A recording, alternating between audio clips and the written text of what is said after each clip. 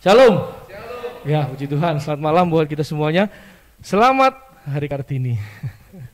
Iya kan? Jangan lupa Bapak Ibu ya, hari ini tanggal 21 April itu adalah Hari Kartini. Ya, buat ibu-ibu, buat perempuan dan buat semuanya yang kaum perempuan, kaum wanita.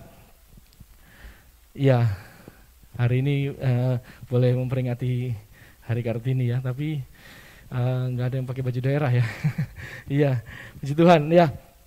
Ya itu hanya kita memperingati dan kita bisa melihat betapa luar biasa juga kehidupan wanita melalui contoh daripada Ibu R.A. Kartini itu. Ya, tapi malam hari ini kita tidak bahas Ibu Kartini, Bapak Ibu. Iya, tapi malam hari ini kita akan membahas atau kita akan mendengarkan kebenaran firman Tuhan. Bagaimana kelanjutan setelah kemarin kita baru saja merayakan Paskah. Kita sudah tahu bersama-sama minggu lalu di hari Jumat kita merayakan ibadah Jumat Agung, lalu kemudian setelah itu kita hari Minggu merayakan kebangkitannya, lalu kemudian selanjutnya apa Bapak Ibu? Kita perlu tahu supaya seluruh karya Tuhan Yesus yang sudah diperbuatnya itu terus menjadi pegangan buat hidup kita. Bahkan bukannya pegangan, tapi kita mau hidupi bersama-sama. Karena itu semuanya karya Tuhan Yesus yang luar biasa. Jadi tidak berhenti begitu saja, tetapi akan terus berkelanjutan. Lalu apa selanjutnya? Setelah kita memaknai kematian dan kebangkitan Yesus Kristus dalam hidup kita. Ya, kita lihat di dalam kebenaran firman Tuhan, Bapak Ibu. Tetap di dalam Lukas pasal yang ke-24. Di situ ceritanya berkelanjutan ya Bapak Ibu ya. Lukas 24 kalau ayat 1 kalau kita lihat itu mengenai bagaimana cerita atau bagaimana peristiwa yang memang benar-benar terjadi Yesus bangkit pada hari yang ketiga. Nah, kita akan terus melihat langsung aja ke ayat yang ke-47. Ayat 47, Lukas pasal ke-24 ayat yang ke-47. Dan lagi dalam namanya berita tentang pertobatan dan pengampunan dosa harus disampaikan kepada segala bangsa. Mulai dari Yerusalem. Ayat 48, kamu adalah saksi dari semuanya ini. Ayat 46 naik lagi di atasnya. Katanya kepada mereka, ada tertulis demikian, Mesias harus menderita dan bangkit dari antara orang mati pada hari yang ketiga. Bapak Ibu, kalau di Alkitab yang kita buka, Alkitab fisik, itu ada tanda, mungkin di situ dikatakan ada tanda baca ya di Alkitab itu. Tapi kalau di Alkitab yang ada di handphone, kalau kita download Alkitab itu ada warna merah. Nah, sebenarnya warna merah itu menandakan itu perkataannya Tuhan Yesus. Jadi di sini di ayat 46 itu Tuhan Yesus berkata, ada tertulis demikian Mesias menderita, dan dia ini menyampaikannya ya sendiri, menderita bangkit dari antara orang mati pada hari yang ketiga. Terus dijelasin lagi dan lagi dalam namanya ayat 47 sampai ayat yang 48 bahkan sampai ayat yang ke-49 itu merah warnanya. Jadi artinya ini perkataan Tuhan Yesus. Nah, penekanannya di ayat yang ke-48. Kamu adalah saksi dari semuanya ini. Nah, ini yang luar biasa. Berarti setelah kita mengalami atau kita memaknai dalam diri kita pribadi tentang apa itu kuasa kematian, apa itu kuasa kebangkitan Kristus, selanjutnya kita haruslah menjadi saksi. Jadi malam hari ini firman Tuhannya adalah MSK. Singkatan lagi. Enggak, maksudnya itu awalnya aja langsung ya kan, menjadi saksi Kristus. Ya, puji Tuhan ya, cuma ambil depannya saja Bapak Gembala ya. Ya, menjadi saksi Kristus. Nah, ini luar biasa sekali kalau kita lihat di ayat yang ke-48 nih, kamu adalah saksi dari semuanya ini. Nah, ini dalam perjanjian baru, di dalam cerita Yesus sendiri yang menyampaikan. Ternyata di perjanjian lama sudah juga disampaikan, sudah ada nubuatannya juga kalau bicara di Perjanjian Lama, Yesaya 43 ayat yang ke-10. Kita buka dulu Yesaya 43 ayat yang ke-10. Yesaya 43 ayat yang ke-10. Di situ perikopnya Israel sebagai saksi Tuhan. Ayat 10, kamu inilah saksi-saksiku, demikianlah firman Tuhan dan hambaku yang telah kupilih, supaya kamu tahu dan percaya kepadaku dan mengerti bahwa aku tetap Dia, sebelum aku tidak ada Allah dibentuk dan sesudah aku tidak akan ada lagi. Nah, lanjut sampai ke bawah lagi di ayat yang ke-21. Di situ dikatakan umat yang telah kubentuk bagiku akan memberitakan kemasyuranku. Nah, ini jelas di sini memberitakan, bisa dikatakan juga menjadi saksi, memberitakan kemasyuranku. Jadi yang kita lihat di sini malam hari ini dari ayat yang kita baca, menjadi saksi Kristus malam hari ini. Hidup kita ini adalah harus dikatakan menjadi saksi Kristus. Maksudnya bukan bersaksi, Bapak Ibu. Kalau bersaksi itu perbuatannya. Tetapi kalau menjadi saksi, ya hidup kita inilah yang dikatakan menjadi saksi Kristus. Firman Tuhan di mana ya, di kisah, pokoknya di tulisan Rasul Paulus dikatakan kita ini adalah surat Kristus yang terbuka. Berarti artinya ya kita inilah saksi Kristus. Menjadi saksi Kristus, bukan bersaksi. Ya memang bersaksi juga penting dan memang itu juga yang menjadi bagian di dalam kehidupan kita. Artinya setiap kali kita mengalami kebaikan Tuhan, setiap kali kita mendapatkan berkat daripada Tuhan, kita bersaksi. Itu memang layak dan itu memang yang harus kita kerjakan sebagai umat Tuhan. Tapi lebih daripada itu, menjadi saksi adalah seluruh kehidupan kita ini. Artinya apa? Kehidupan kita ini yang seperti Kristus. Lah Kristus sempurna, tidak ada lagi celah. Lalu bagaimana kita yang manusia ini? Kita yang tidak sempurna ini. Itu sebabnya kita harus intim dengan Tuhan. Di dalam Kisah Rasul dikatakan di situ bukan hanya bicara dengan dekat dengan Tuhan, intim dengan Tuhan, tapi Kisah Rasul dikatakan di situ kita harus mendapatkan kuasa Roh Kudus yang akan memampukan kita untuk kita bisa hidup mencerminkan Kristus atau menjadi saksinya Kristus itu. Nah, ini yang menjadi sesuatu yang luar biasa. Nah, berjalan bersama dengan Tuhan, menjadi saksi Kristus, itu ada hubungannya, Bapak Ibu. Kalau kita tahu bersama-sama tema besar kita sepanjang tahun ini berjalan bersama dengan Tuhan. Dan selalu disampaikan seperti ini.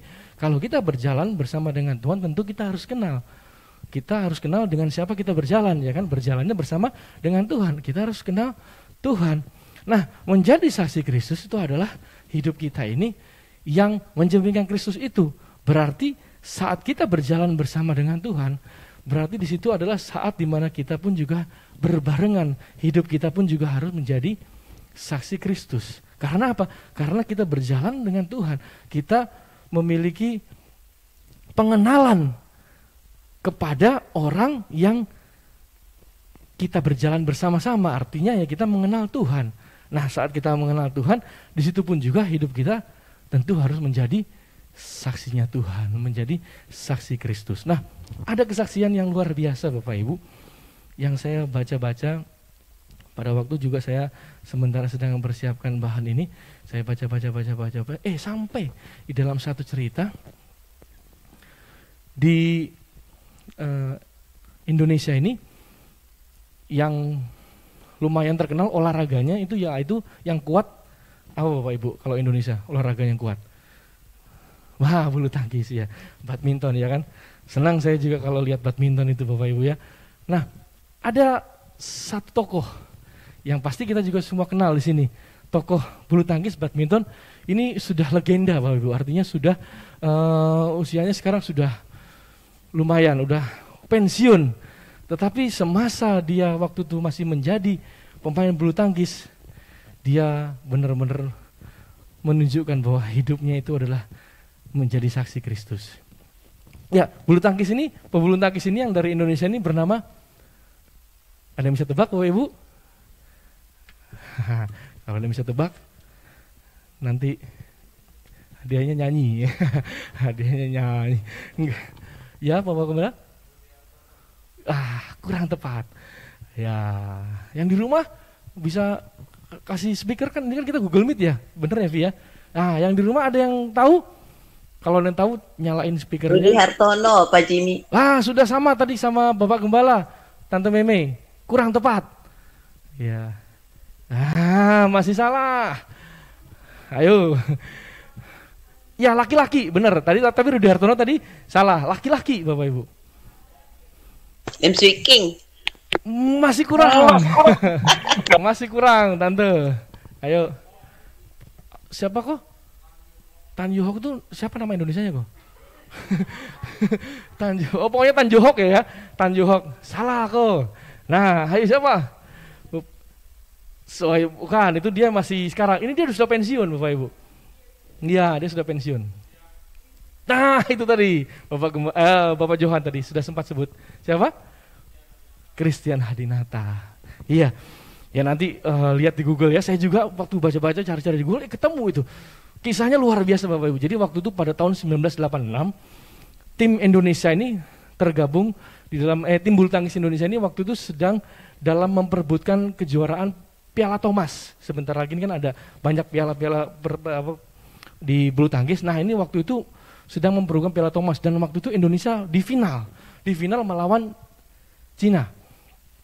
Di Jakarta lagi tuan rumahnya kita Indonesia dijagokan tentunya untuk bisa memenangkan Piala Thomas pada waktu itu tahun 1986. Beregu semuanya laki-laki. Nah, gilirannya partai ganda di mana Bapak Christian Hadinata ini turun di ganda putra. Mereka melawan pasangan Cina. Set pertama mereka menang.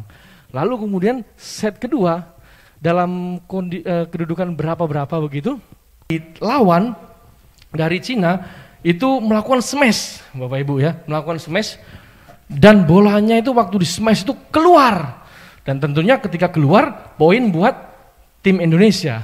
Tetapi tiba-tiba yang tak terduga adalah Bapak Christian Hadinata ini mendatangi wasit di pertandingan itu. Dia berkata bahwasanya iya memang bola keluar, tetapi sebelum bola keluar itu menyentuh badannya, sehingga ya kalau menyentuh badannya terlebih dahulu tentu itu bola harusnya masuk.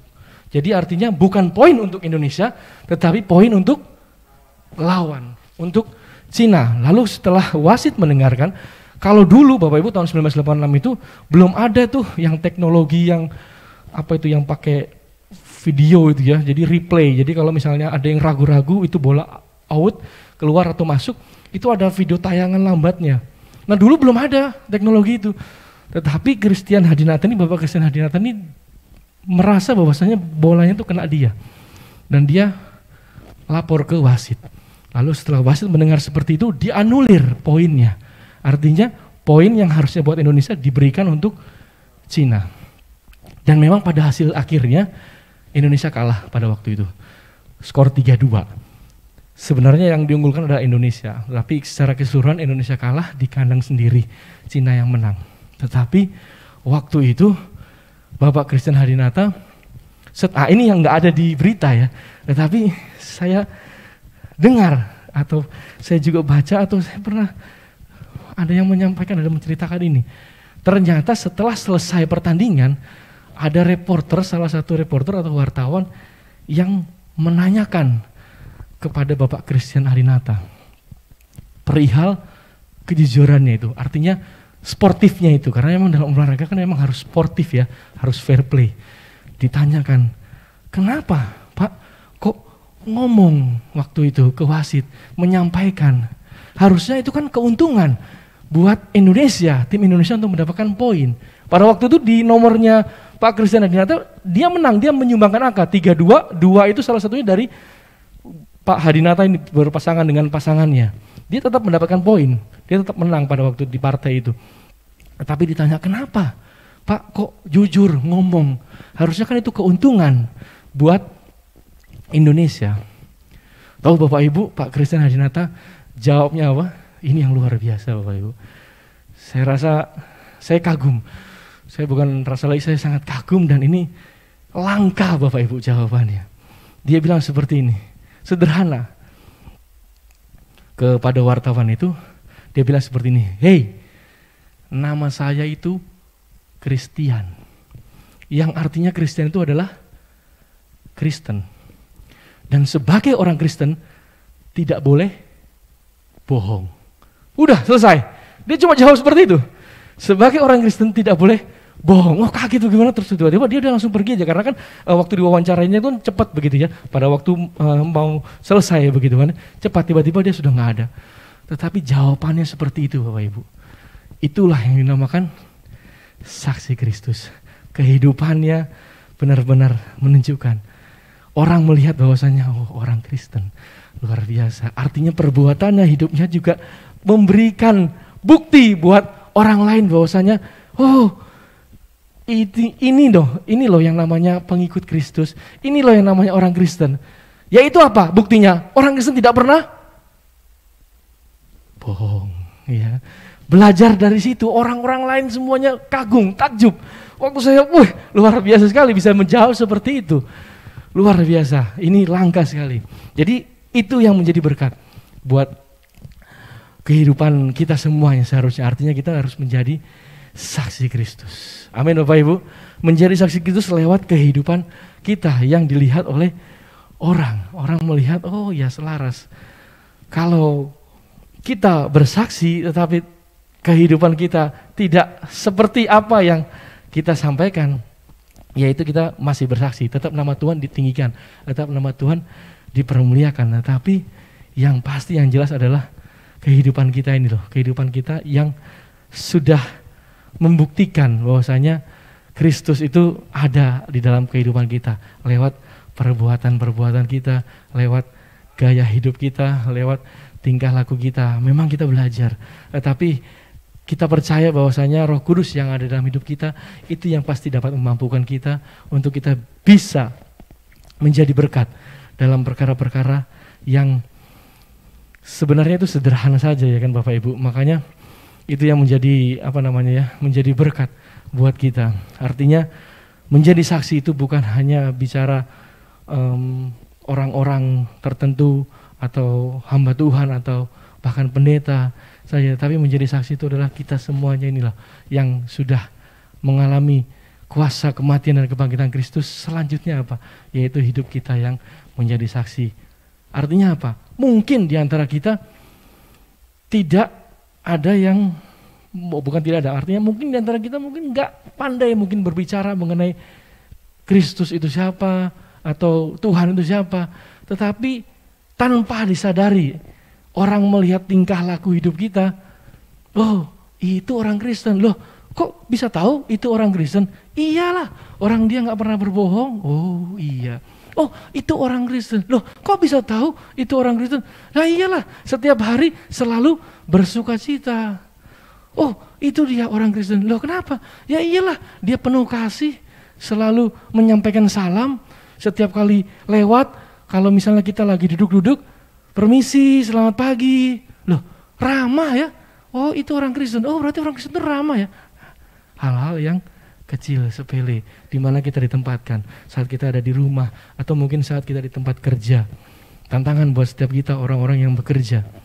Biarlah hidup kita pun juga tetap mencerminkan Kristus. Itu tantangan berat Bapak Ibu, apalagi di marketplace, di tempat pekerjaan, baik di bidang-bidang apa yang lain saja, yang lainnya semuanya itu. Nah ini menjadi tantangan buat kita, biarlah kita menjadi saksi Kristus itu, surat Kristus yang terbuka. Amin Bapak Ibu. Umat yang memberitakan, umat yang telah kubentuk bagiku, Yesaya 43 ayat 21, umat yang telah kubentuk bagiku akan memberitakan kemasyuranku. Artinya hidup kita ini selama kita berjalan bersama dengan Tuhan, Tuhan membentuk hidup kita. Amin Bapak Ibu. Tuhan terus membuat hidup kita ini terus, kita bersama dengan Tuhan, kita rela dibentuk, kita rela diajar, kita rela pokoknya bersama dengan Tuhan tuh banyak pembentukan Tuhan yang terjadi dalam hidup kita. Kita dilatih, kita dibentuk semuanya.